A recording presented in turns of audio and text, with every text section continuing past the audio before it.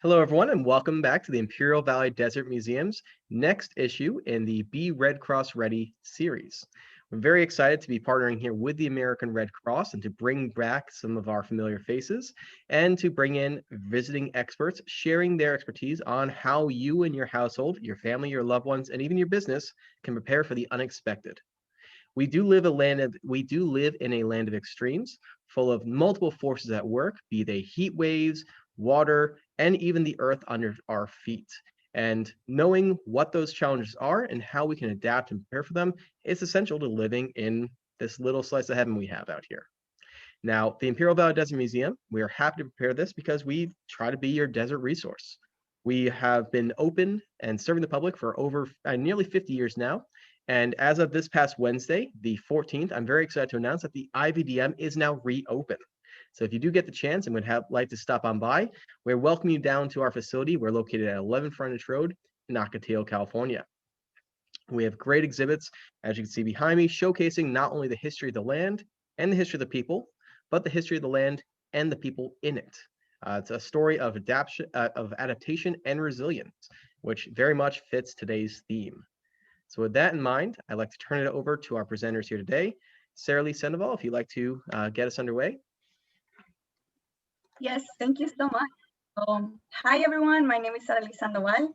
I'm the preparedness lead from the Imperial County. And today I'm here with Angel Ortega and Randy McKenzie. So we are from the American Red Cross, and we're very happy to be here with you today. Thank you, Dr. Brickner, for giving us the opportunity to do these home preparedness virtual presentations with your IV Desert Museum. We really appreciate it. And our guest speaker for today's presentation is Randy McKenzie. She has been volunteering with the American Red Cross for the past year. Her background is in higher education, teaching physical activities classes, directing mentoring programs for low income and first generation college students. And she retired in 2016 as an Emerita Assistant Dean for Student Affairs at San Diego State University. Randy is currently volunteering in the Office of Educational Opportunities and Ethnic Affairs, teaching theatrical sword fighting in the School of Theater, Television, and Film at SDSU, and got involved with the Red Cross as a way of giving back to her community. So thank you, Randy McKenzie, for being here with us today. Thank you so much.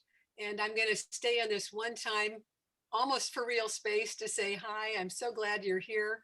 And I so appreciate the concern you have for your loved ones and yourself to find ways of helping you be prepared when disaster strikes.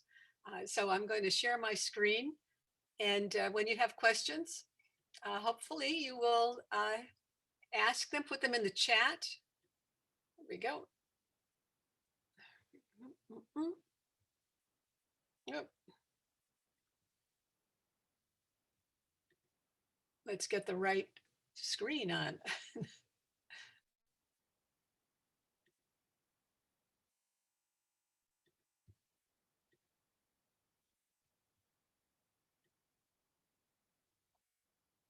There, we're getting there.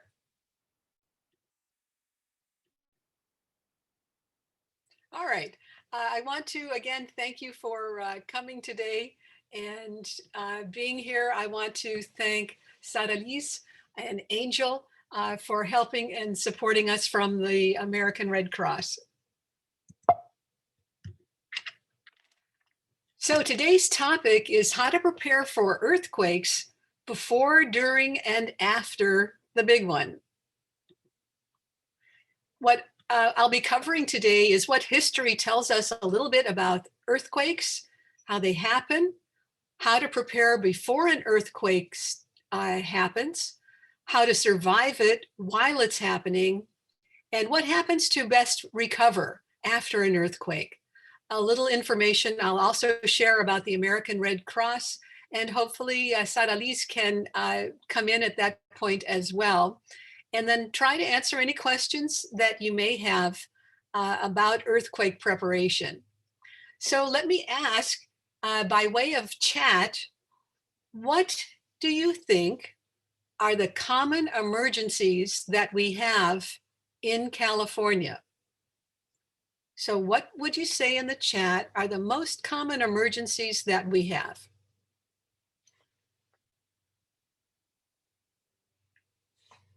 Any guesses? Wildfires? Wildfires. Excellent, excellent. Heat waves, earthquakes, and fires we have in the chat. You've got it. So the most common disasters that we confront in California are those earthquakes, wildfires, and floods, with fires being the #1 disaster that we have, certainly in our state and also countrywide. Almost 1 in every 4 people will have a fire in their home that needs some assistance from the fire department. But our primary topic today is to talk about earthquakes. So on the average, we have a large earthquake about every 150 years. So according to the last statistics, as when we had a major quake, we really are past due for some kind of earthquake experience. The most common fault line that we usually address is the San Andreas Fault. But closer to home, the San Jacinto Fault is one of the most active faults in California. There's a potential for heavy damage because of this fault. Now, because there are fewer individuals who live in San Jacinto as compared to Los Angeles area, it's slightly safer just in terms of individuals being harmed, but there is a great potential for damage of structures because of the activity that happens there. San Bernardino also has a high concentration of brick buildings, and fault lines go through some of these very populated areas. And I didn't know this until recently, that within the past day near Imperial, California, there have already been 2 quakes, 11 earthquakes in the past 7 days, and as many as 2,100 quakes in the past 365 days. So that's a lot of shaking that's happening in Southern California area. Listed below, there is a site that I've put in that you might take a screen capture of, but this is from the Imperial County Public Health Department. They have lots of information on their website that's very pertinent to your area. And if you have the time, I would encourage you very much to come and check out the full site, as well as the site that's specific to earthquake damage and destruction. So think for a minute, what's going to happen when that big one happens? Where will you be? What about your family? What will you do? What's missing? So during a major earthquake, many of our resources are going to be impacted. We may be very much without electricity, gas, gasoline. Our water and sewage can be impacted. Our ability to use phones, both landlines and our cell phones, have the potential to be impacted. Transportation, our roadways, the railways, even the police and fire department are going to be impacted by a disaster.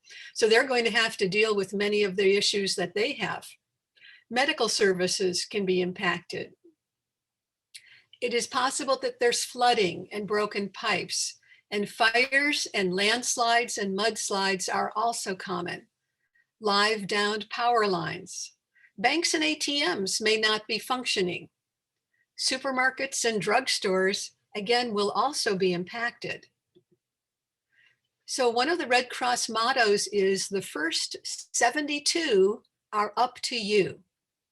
And what that means is we hope that every individual plans for and can take care of themselves for a minimum of 3 days. So could each member of your family, you and your family members, take care of themselves for 3 days?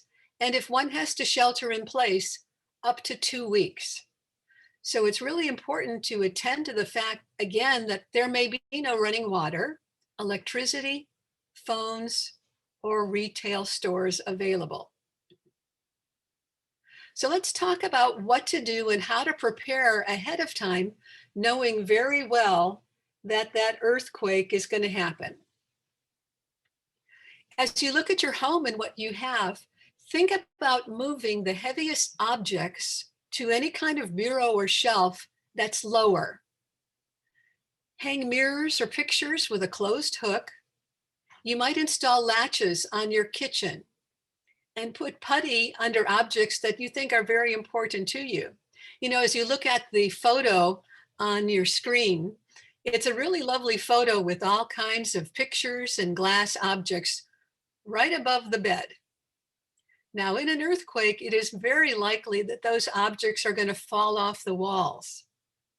So please consider having nothing hanging on over the top of your bed to keep yourself safe. And again, there is another site that's listed, earthquakecountry.org, and they have some earthquake safety checklists as well that, again, you might consider exploring. As you think about your home environment, if you have any objects that are not attached to walls, make sure that any escape route that you plan is clear from any objects that might fall. Your water heater, hopefully, is attached to the wall with a flexible connection. And some people will install straps or braces on their bookcases to help keep objects from falling down. The same thing might be true for your computer or TV, again, because there may be a lot of upheaval when that earthquake happens. Another thing that we hope that you'll do prior to any earthquake is to get a kit. You say, well, who would need a kit? And where are kits needed and how do I get them? Your kit is going to be those items and supplies that will help sustain you for at least 3 days and maybe potentially 2 weeks. 1 kit per person, and even for your pets. So if you have a pet that has special needs, eats special food, you'll want to have a kit prepared for that creature. Kits usually are kept in places of most need and where you spend most of your time. So a kit at home, a kit in your car, and perhaps a kit at your work, and it speaks a little bit about where do we live, and I think of my own career when I was working for real, although even as a volunteer, I probably live more at work than I do at home. So having a kit at work to me is really important. Now, kits can be purchased. I have 3 purchased kits that I got for my own car and home, but I also prepared a kit myself.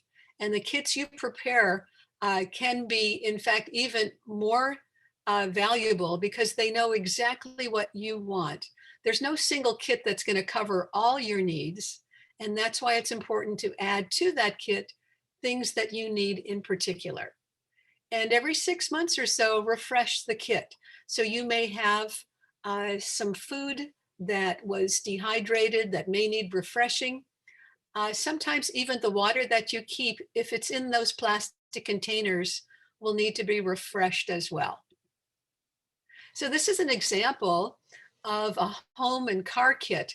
And what's really lovely about the kit that's prepared here, this was made by one of our Red Cross volunteers.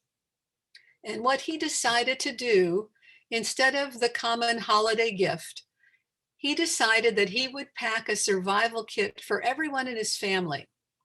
And so you can see there's a supply of dehydrated food, there's a heating element, there's water there, first aid equipment, some rope, a whistle, masks. So these are some of the objects that you might keep in a kit that you have in your home or in your car. So what are some of the items that are often overlooked? It might be what your emergency plan is and your contacts. Your home medical insurance information. If your home ends up being destroyed, how will you know who to contact for your insurance needs? Now, one advantage is listed is actually a paper hard copy map. It is possible that our cell phones will not have electricity or be charged, and we may have to travel places we don't normally go, or the pathway to an area that we know has been closed off. Having a paper map of your area can be very important. Having cash on hand in lower denominations, now there's a whole wad of $100 bills, those might not be as easy to cash. So having cash on hand, and I do keep cash in my kit as well as under the floor mat of my car, just in case we need to use those to purchase items. If you have particular medications, they're much easier to refill if you know the specifics of them. Do you have contact lists of those people that you care about and or who might care about you that you might want to contact? If you are going to contact people, it's probably best if you have your cell phone to text them rather than try to phone call. Often phone lines get overpopulated and you might not be able to actually dial out, but it's more than likely a text might be a better way to communicate. If you happen to have a service creature, do you have their license and documentation? Extra glasses, contact solutions. If you're working with any individual that may be hearing impaired and has a hearing aid, do you have extra batteries for them and those extra glasses? So my question to the group then is, how much water per person per day do you really need? So how much water per person per day do you need? I'll give you time to think about that. I feel like I should play the Jeopardy music. 2 liters? 2 liters? All right, let's see. That's very, very close. That 2 liters is really close. So water is essential. We can survive, they say sometimes close to a month with no food. But water, we really need to have water. It'd be hard to last more than 4 or 5 days without water. So 1 gallon per person per day is what's recommended. 1 gallon per person per day. And that water would be used not only for drinking, but also for taking care of ourselves.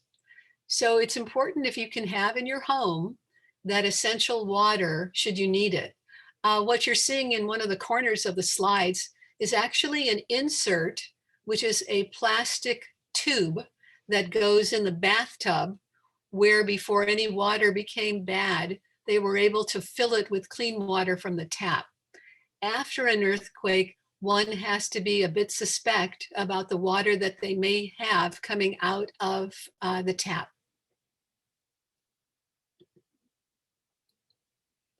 It's important to have a plan. So we've talked a little bit about how do I prepare beforehand? How do I make my home safer? And then to have a plan. Do we have a few people that we would contact locally and some that might be out of area? It's important to have a meeting place. So if your family members happen to be out of your home, where will you meet that's close to your home? And if your home and area are impacted, where would you meet a little farther away? So it's important to have and plan a couple locations where you can meet up with those loved ones. It's good to know how to shut off utilities if they happen to be leaking. How would you shut off your gas? If you smell that there's a leak, electricity and or water. It wasn't really until I started volunteering with the Red Cross that I started thinking about this and discovered where my gas line was to the house and how difficult it might be to turn. So to have a special pair of pliers that's by the gas line and or electric lines so that you can shut them off should you need to. Think about your home and how might you escape from any room you'd happen to be in. This particular family decided that they would chart that out. So there was window exits, there's also doorway exits. Now the escape plan shows them going to meet here at a tree. This is just for the sake of the drawing. Meeting by a tree that could become a hazard could be a challenge. So if we're leaving, we want to meet at a place that might be close to home, but that's clear from phone wires, buildings themselves, and that's in a clear space. You might put 911 in your plan in terms of calling, but 911 could also be very swamped at the time of any disaster. And it's important to share your plan with your family and practice escaping from your place should you need to. So when you look at your own home and how you might escape it, you can see in the drawing that this particular family is escaping from an upper floor after the earthquake has happened, not during. And after any aftershock might happen, they've chosen to go out a window and they have a ladder there. If you have older family members or friends, help them plan how they might leave their home. You know, some of us live in homes that haven't had windows open in a long time because it may be very warm. It's possible the windows have been sealed shut with paint. And or some homes have security bars. How easy is it to open those from the inside?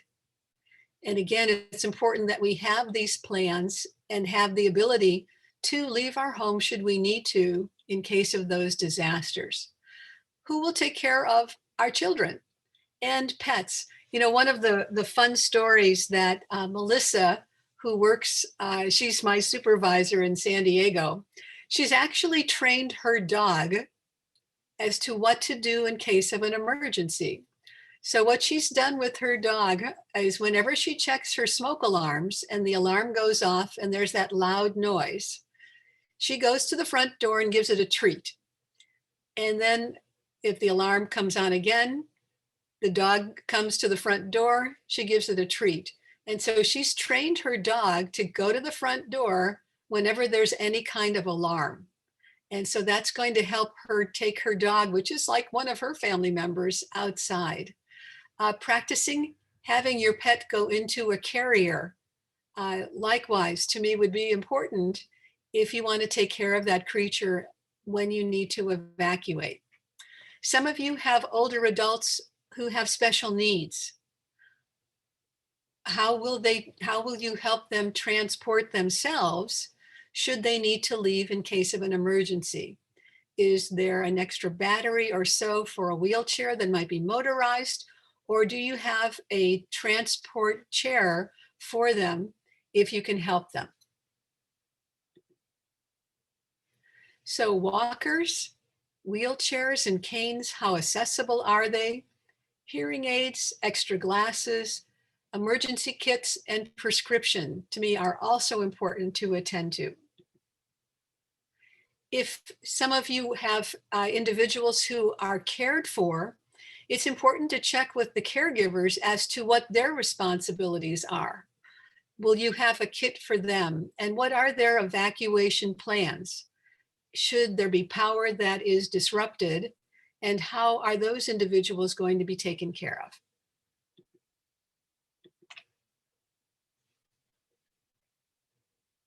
Having a disaster imposes a huge hardship on anyone who is involved.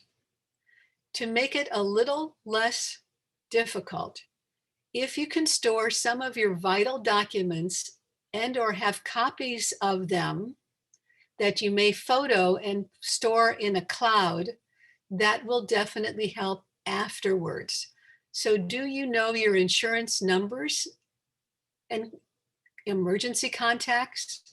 Photos of your home contents And are they stored somewhere that you can retrieve them? Many safety deposit boxes that we have at home are really just fire resistant.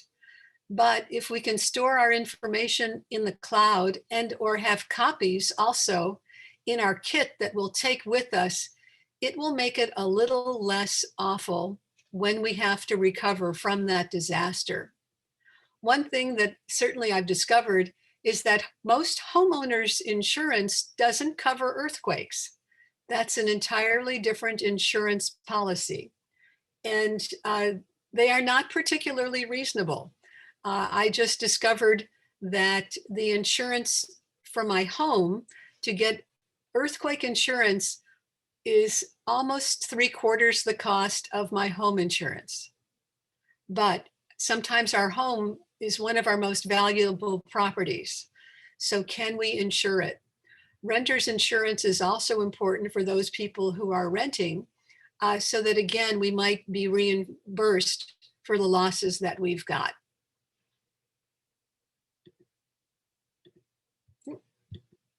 Oh, sorry. I have missed a couple slides here.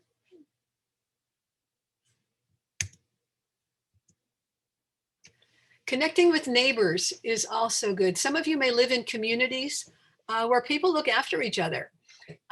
It's nice to find out what your community members provide or have plans for in cases of emergency. I happen to live in a community where we used to have meetings once a month, and our meetings were a little happy hour on Friday. And it was nice to connect with neighbors. One of my neighbors down the street actually helps take care of his neighbor across from him by taking her paper on a daily basis. So I know Joanne is going to be taken care of. But does your community have an emergency response team? What might your homeowners association have? So these are important to find out, again, to see how communities can work together to help each other stay safe. If one can get training to be safer, to provide care to others, that's also a great thing. The Red Cross, American Heart Association, often has training in CPR and first aid for individuals of the community. About maybe 6 months ago, I took a CPR training with the American Red Cross.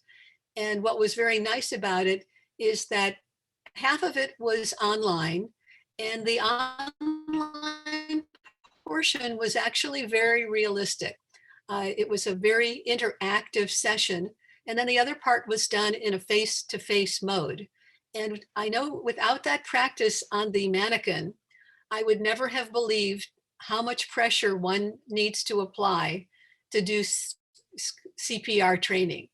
It was much more force than I thought. So I was very thankful to have that actual hands-on mode.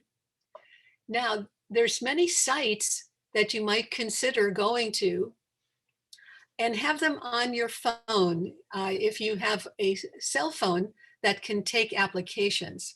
The American Red Cross and our county of San Diego and FEMA have several apps that are very informative, that have information about how to take care of yourself during emergencies, how to do first aid under various circumstances. The radio might also have resources that will help give you updated information on disasters that are happening. In our area, AM 600 KOGO is one of the stations that we might go to. Reverse 911 also is a way of getting information. What's very nice is that on some of the applications, I can check the area where I live, and I could also look at areas where my family lives, and I receive a warning when there's any kind of potential disaster. So when we've had some very high winds in the San Diego area, I'll get an alert that will tell me that there may be high wind and or potential fire disaster potential. So these are excellent to have on your phones as a resource. Now, 3 words that I hope you will at least say to yourself in your head or loud in your room Drop, cover, and hold on. Drop, cover, and hold on. So we're going to talk about how better to survive during an earthquake. Now it says stay calm. I don't know about that. It might take a lot of exhaling, but during an earthquake, I would say try to stay calm. Drop, get low, cover up, and hold on. So if you're inside, stay inside. Avoid glass and shelves and windows and heavy objects. So even while you're sitting, and thankfully, and I'm so pleased again that you're here, going through this workshop, is if you look around your area, and I'm looking around mine right now, is where could you get low, because the earth might be coming up to you. So we want to get as close to the ground as possible. What could you have over you to cover? Chair, table, and hold on until the earth stops shaking. Behind me, behind the green screen, is a ping pong table. That's where I would be going if there was an earthquake now during this presentation. So if inside, stay inside. Don't think about running outside while the earthquake is happening. Get close to the ground to avoid falling. If you're in an upstairs area, stay upstairs. Get low, try to avoid mirrors, windows, and cover as best as possible, and hold on. If you're in bed, stay in bed. Lie face down and put the pillow over your head. You want to protect your head. I was, many years ago, I was in Mexicali, and at the time, there was an earthquake. My husband and I woke up. The bed was bouncing up and down. It seemed like an exorcist movie. And so I'm in bed, and I've decided, and this was before I even knew about Red Cross information, is I thought, well, if I'm going in bed. My husband, on the other hand, decided he would go out into the balcony of the hotel and watch the palm trees sway. Not a good idea. So if you're in bed, stay in bed, cover yourself up, and hold on. If you're outside, stay outside, drop low, get close to the ground, and see if you can find a clear spot away from power lines and trees and any street lights. If you happen to be driving in a car, carefully slow down, pull off to the side, keep your seatbelt on, set your brake, and stay inside. Should you happen to be on a bridge or under an overpass, carefully drive slowly away from it. Don't go on an overpass. And if you happen to be under one, carefully drive forward so that you're away from that bridge and stay there until the earthquake stops. Randy, we have a question, or we have a hand up in here. Dr. Reckner wants to ask a question. Sure. Randy, thank you so much for all this. Just a quick one here. This is actually one that I discovered when I first moved out here, but as a non-native Californian, as an East Coaster actually, where we don't have much by way of earthquakes, and everything I knew prior to came from Hollywood movies.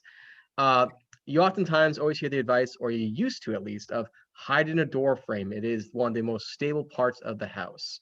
And since coming out here, I've since been corrected on that bit of education, but could you perhaps expand on that there as well? Sure. That was, I would say, of my mom's generation, of an older generation, that yes, what you did is you stood in a door frame and you held on. In the past, housing was built a little differently than it is today.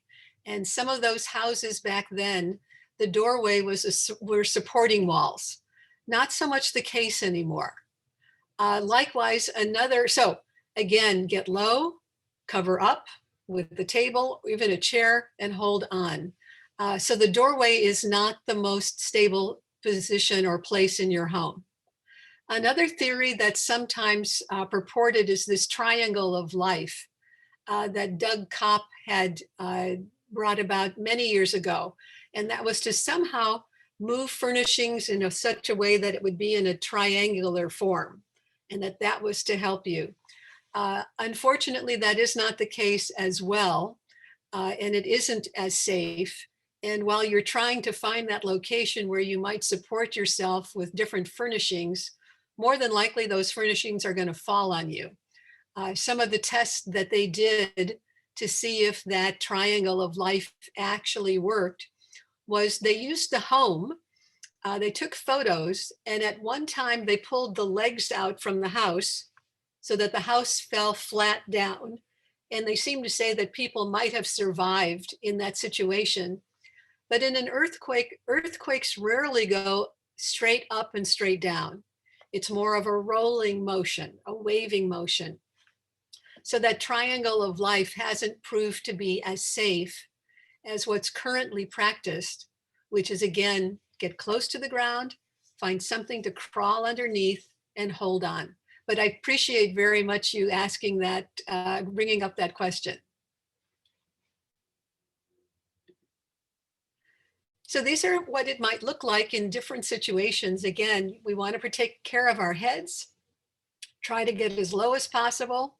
And if we can't be covered by something, you can see with the people in the corner picture, they're in an inside wall that might be away from any kind of glass or windows or mirrors. The next thing is what to do after in terms of recovery.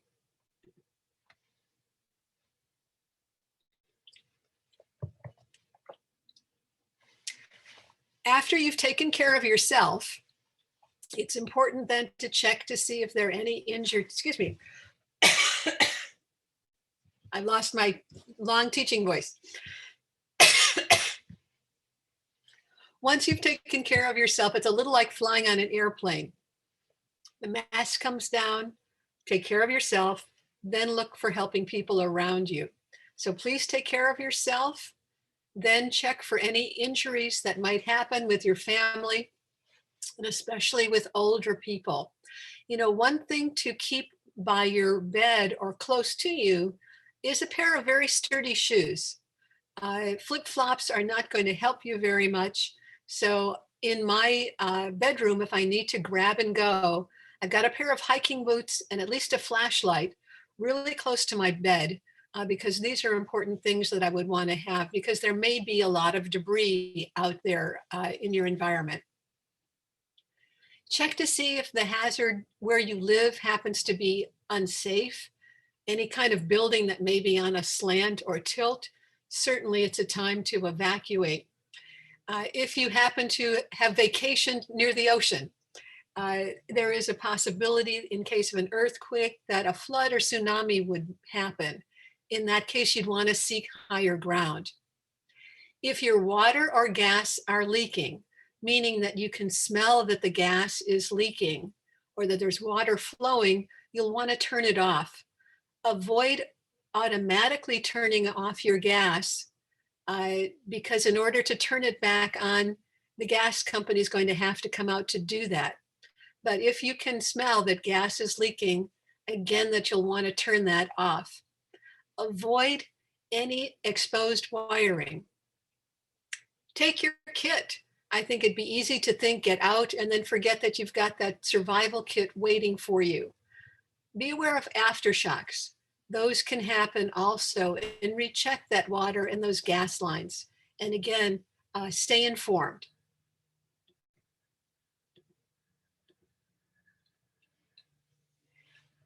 Avoid going back into your home until it is deemed safe, and certainly if there's gas that's leaking. Please don't use open flames or have your generator inside, and watch in contacting any kind of debris that may have been burned or hot. You'll have food that can last a long time in your kit, but should you lose your electricity, use your refrigerated foods and frozen foods first. And know that if water supply also may be limited, that you've got fluid in canned vegetables. Now, they say you can safely drink from the toilet tank. That's the upper portion, provided you haven't been putting cleaner in there. That would also be another source of water, as well as your hot water heater. Take photos, if you can, of any damaged items that you can use to help with insurance coverage. And again, stay informed. You know, one of the items to have in that kit is a solar powered and or hand cranked radio. That hand cranked radio can also help you recharge your cell phone if you have it. And again, that's an excellent item to have in that kit. So let me ask you, tell me one thing that you're going to do this week to help make surviving an emergency easier. Put it in the chat. What one thing the Red Cross would love to have you do, at least one thing. We'll make it this coming week, because this week is almost over. What one thing you're going to do this coming week to make yourself safer?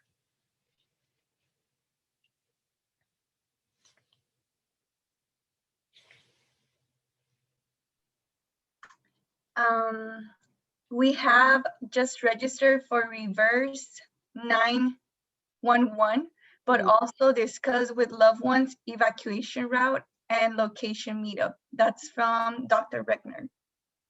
Fabulous. Excellent.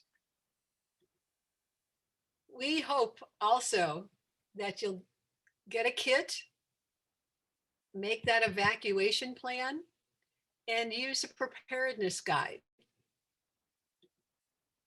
Now, I don't have this link with me today, but I can get it to you. And maybe Annalise, you have this. It is an online pamphlet that has all kinds of information from the American Red Cross that talks about what goes into a kit, making that plan, and how to be informed.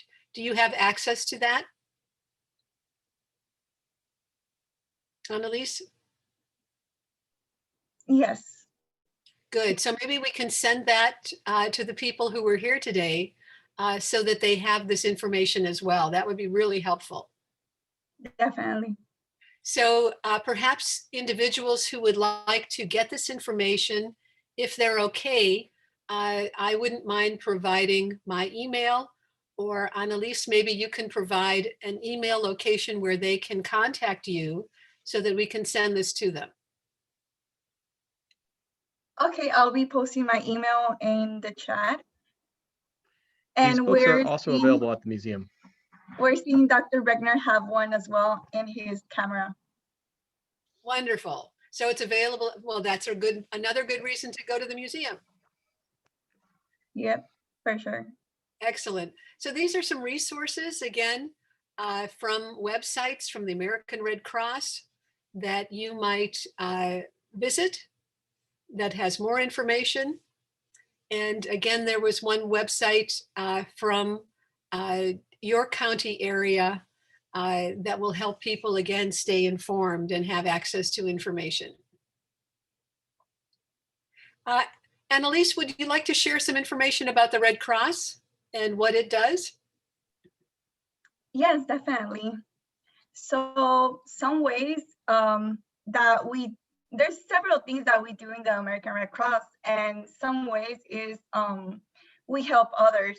So for example, we provide training courses about CPR and first aid to communities throughout the United States. We also teach people how to stay safe for emergencies, such as wildfires, earthquakes, and hurricanes. We collect blood from volunteers so that hospitals can help people who need blood. And do you know that every 2 seconds, someone in the US needs blood? So that's one way that you can help by donating blood, because there's always people who might need it. And we also we provide feeding and sheltering to people who were evacuated from their homes. And we provide disaster relief also. So those are some ways that we help people.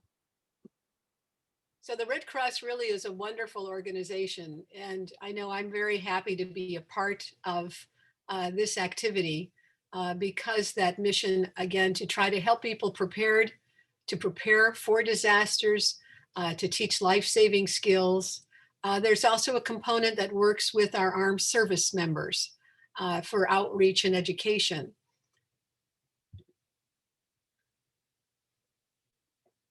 And we went over a little bit about this, that again, the Red Cross will help for feeding and training individuals, providing education. There is another area called Sound the Alarm. And in this area, free smoke detectors were given to individuals. Before COVID happened, we actually go out to people's homes and help install fire alarms for them. And these are free. There are also fire alarms that are provided for individuals who are hearing impaired that shake, they call them bed shakers, that when an alarm goes off, a light would sound and also the bed would shake to help people know that they need to evacuate their home. Karen Hernsberger is our senior recruitment specialist with our volunteer services. And this is her address if you're interested in becoming involved in volunteering with the American Red Cross. And again, I do want to thank you all so much for coming today and hopefully learning some ways in which you can be more prepared to take care of your loved ones and yourself in case of a disaster. Annalise, anything you'd like to add? Yes, so thank you everyone for attending today. And thank you, Dr. Reckner, for your time, valuable time and space.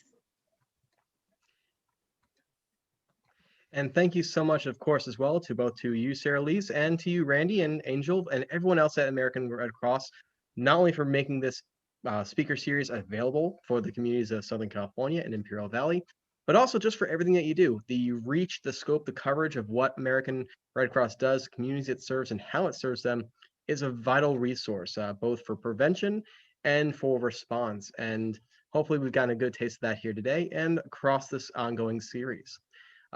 We will be meeting again next week for the next one in our series, which deals with another topic that Randy introduced here today, data flash floods. And they'll be meeting again 12 o'clock on Saturday via Zoom. If you are interested in that and any other programming, you can always access the museum's Facebook page, which has links to all those separate events, or our website. And additionally, of course, please do stop into the museum, both to see the institution, but also to receive your copy. It's very hard to see it right here, of the Red Cross Ready, Be Prepared San Diego guidebook. So that same pamphlet that Randy and Sarah Lise were discussing, we have them in both English and Spanish editions. Please stop by. We're happy to give them out. We are open Wednesday through Sunday, 10 a.m. until 3 p.m. And we hope to see you there, and we hope to see you next week as well. Thank you so much to both of our presenters and for everybody's continued attendance and participation. Really appreciate it. Thank you so much. And with that, stay safe, everyone, and we'll see you next week. Take care. All right. Bye. Thank you. Bye-bye. Thank you.